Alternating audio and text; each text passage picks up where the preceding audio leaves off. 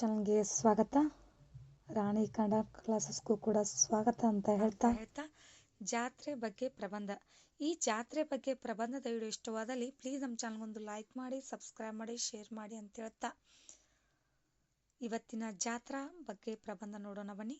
ದೇವರ ಜಾತ್ರೆಗಳು ಗ್ರಾಮಗಳ ಒಂದು ಪ್ರಮುಖ ಪರಂಪರೆ. ಸಾಮಾನ್ಯವಾಗಿ ಒಂದು ಸಾರ್ವಜನಿಕ ಉದ್ದೇಶಕ್ಕಾಗಿ ಒಂದುಗೂಡುವಿಕೆಯನ್ನು ಜಾತ್ರೆ ಎಂದು ಪರಿಗಣಿಸಲಾಗುತ್ತದೆ. ಪ್ರತಿ 2 ವರ್ಷಗಳಿಗೊಮ್ಮೆ ಸರ್ವತ್ರ ಸುಭಿಕ್ಷಾರ್ಥವಾಗಿ ಧಾರ್ಮಿಕ ಪರಂಪರೆಯಂತೆ ಪೂಜಾ ಉತ್ಸವಗಳ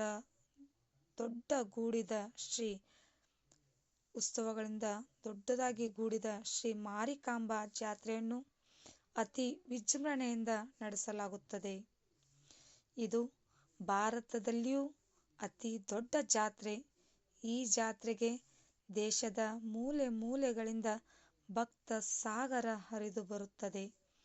ಅನೇಕ ಮನರಂಜನಾ ಕಾರ್ಯಕ್ರಮಗಳು, ಜಾನಪದ ಪ್ರದರ್ಶನಗಳು, ರಸ್ತೆಯ ಬದಿಗಳಲ್ಲಿ ಬಗೆ ಬಗೆಯ ಅಂಗಡಿ ಮುಂಗಟ್ಟುಗಳು, ಜಗಜಿಗಿಸುವ ದೀಪದ ಅಲಂಕಾರಗಳು ಜಾತ್ರೆಯ ಸೊಬಗನ್ನು ಹೆಚ್ಚಿಸುತ್ತದೆ.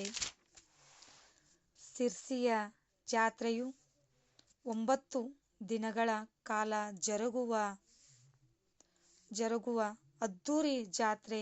ಇಲ್ಲಿ ಪ್ರಾರಂಭವಾಗುವ 2 ತಿಂಗಳು ಮೊದಲಿನಿಂದಲೇ ಜಾತ್ರೆ ವಿಧಿವಿಧಾನಗಳು ಪ್ರಾರಂಭವಾಗುತ್ತದೆ.